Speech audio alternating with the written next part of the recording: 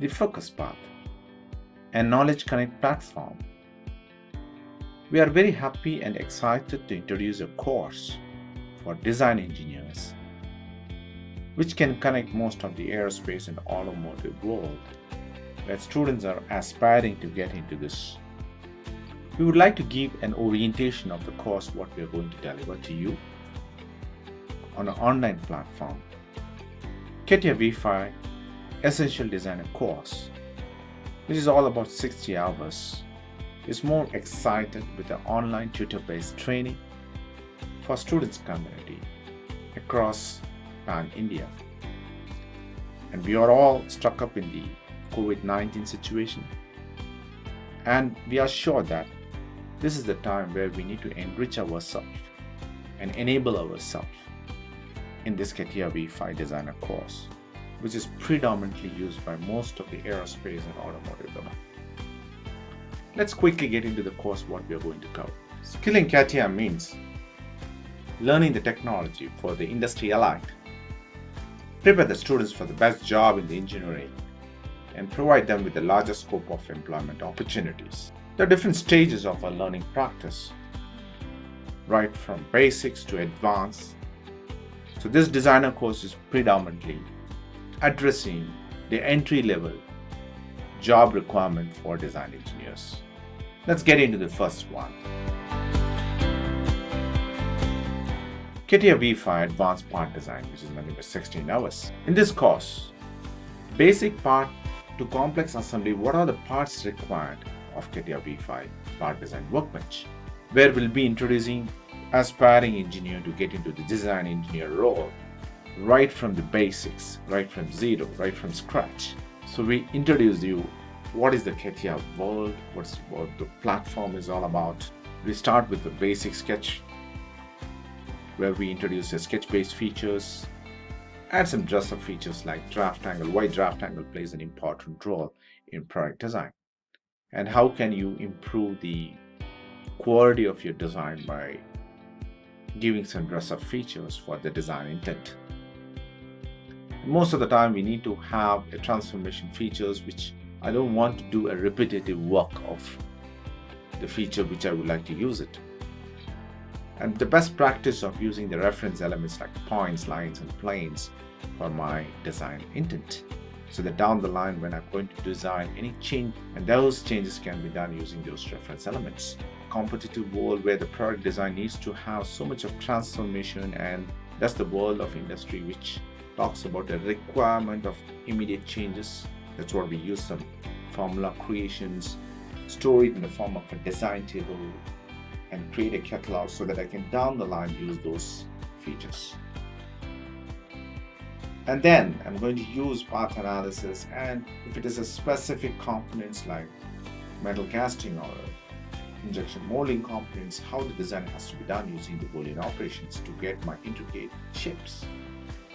And in fact, when you start designing, you need to understand the tips and tricks of this, how you're going to design this, and how you're going to be productive subjected to a project delivery.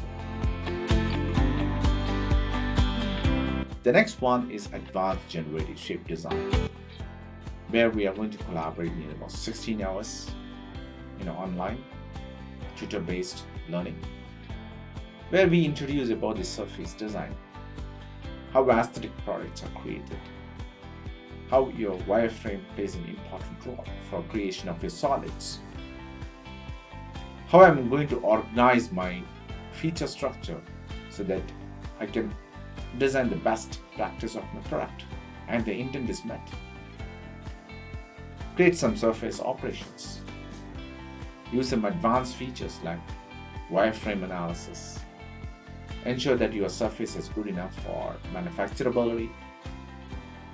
And understand if you have any wireframe issues or surface issues, how you're going to repair it.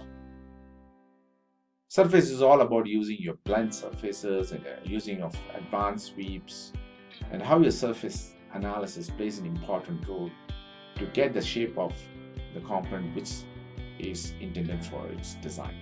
Methods and the process of using surface design, right from wireframes to surface creations to solid. You'll be learning about the sheet metal design. What do you mean by sheet metal? Is more of giving the sheet metal parameters. That's the bend allowance, the bend radius is so critical for the sheet metal. So we'll understand what is the impact of these parameters.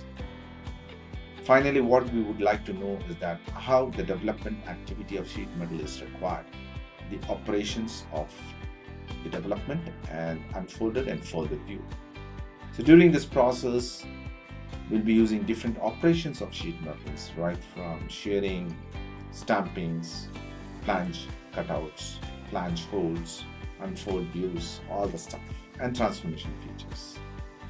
And now I'm going to use my 3D mapping to create my sheet metal. Then we'll go with the CATIA V for advanced assembly design, which is near about 12 hours, the application of basic assembly constraints, the degrees of freedom, how the assembly will play a very critical role in the design aspects. We are going to work with larger assemblies, how you can open the entire aircraft, and I'm going to work on certain specific elements of my aircraft. Say for example, I'm going to work on the rear fuselage, and rear fuselage I'm going to work for section 15 and 16 of the frames. So how I'm going to open my large assemblies and use those large assemblies and design in contextual and use some published geometries which I can use it and ensure my assembly is flexible enough, and prepare my assembly for my drawing operations, and where I would like to generate my bill of material, that's BOM, the engineering BOM.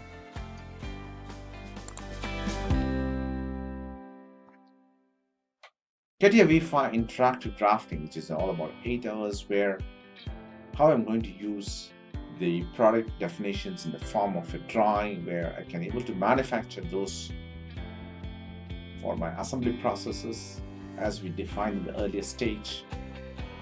Interactive views being represented as per the design intent for my manufacturing team to manufacture it, and customizing the drafting workbench as per the, and creating the different views, dimension methodologies, giving some callouts differences, giving some flag notes. Thank you.